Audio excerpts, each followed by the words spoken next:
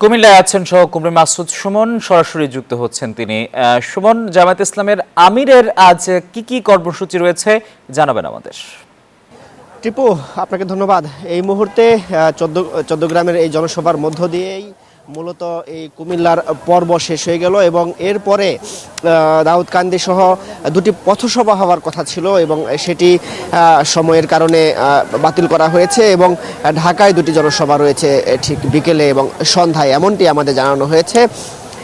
আজকের এই চৌদ্দগ্রামের জনসভাটি বলা হচ্ছে এই গেল 3 দিনে যে 2 দিনের গতকাল সহ যতগুলো জনসভা করা হয়েছে তার মধ্যে গুরুত্বপূর্ণ ছিল, কেননা এখানে এনসিপির যে আহ্বায়ক নাহিদ ইসলাম, খেলাফত মজলিসের মামুনুল হক সহ কেন্দ্রীয় বেশ কয়েকজন নেতাকর্মী ছিলেন এবং এই যে চৌদ্দগ্রাম উপজেলায় এই পাইলট উচ্চ বিদ্যালয়ের মাঠে যেই জনসভাটি হয়েছে সেখানে কিন্তু সকাল থেকেই জনসমর্থনের এবং নেতাকর্মীদের উপস্থিতিতে একদম কানায় কানায় পরিপূর্ণ হয়ে গিয়েছে এবং জামায়াত আমির বরাবরের মতোই বক্তব্য দিয়েছেন, নারীদের অধিকার আদায়ে কথা বলেছেন, সারা দেশে নারীদের উপর যে অত্যাচার হচ্ছে সেটির নিন্দা জানিয়েছেন, বলেছেন জামাত ইসলাম ক্ষমতায় গেলে নারীদের অধিকার এবং নিরাপত্তায় সর্বোচ্চ ব্যবস্থা গ্রহণ করবে। মামুনুল হক বক্তব্যে একই কথা বলেছেন, নারীদের উপর কোনো অত্যাচার করা হলে আগুন লাগিয়ে দেওয়া হবে সারা দেশে এবং যেই জনতা জুলাই আন্দোলনে দেশ থেকে ফ্যাসিস্টের বিদায় করেছে তারা আবার মাঠে নামবেন নারীদের রক্ষায়, এমন হুঁশিয়ারিও দেওয়া হয়েছে এবং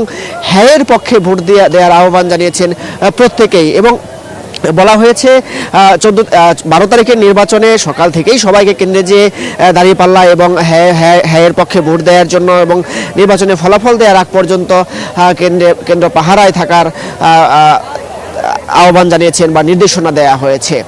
তো সব মিলিয়ে আমি যদি বলি টিপু, আজ এই জনসভাকে ঘিরে সকাল থেকেই উচ্ছ্বাস উদ্দীপনা বিরাজ করেছে এই চৌদ্দগ্রামে এবং জামাতে আমিরের বক্তব্য শোনার জন্য দীর্ঘক্ষণ অপেক্ষা করেছে বিভিন্ন প্রান্ত থেকে নেতাকর্মীরা এসেছেন, তাদের সাথেও আমরা কথা বলেছি, তারাও যেমনটি অপেক্ষায় রয়েছেন জামায়াত সরকার গঠন করবেন এবং তাদের যেসব অবহেলিত দিক রয়েছে বা যেসব উন্নয়ন অতীব গুরুত্বপূর্ণ সেসব উন্নয়নে সবচেয়ে বেশি প্রাধান্য দিয়ে কাজ করবে এই দলটি, এমন প্রত্যাশা করেছে নেতাকর্মীরা।